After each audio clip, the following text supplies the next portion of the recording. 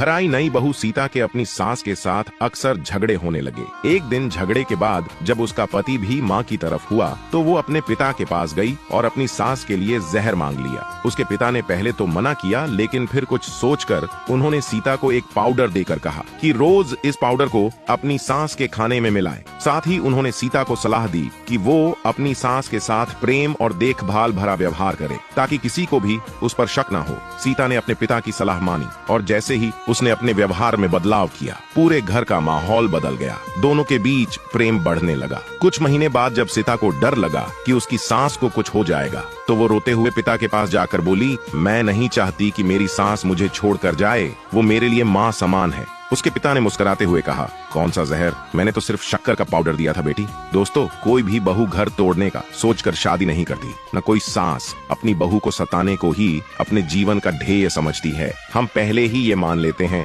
बहू है तो ऐसा ही करेगी, सास है तो ऐसा ही करेगी। इसी गलतफहमी की वजह से वह सारी बातें सच हो जाती है। अपनी सोच को बदले, अपनों को प्यार दे और प्यार पाए।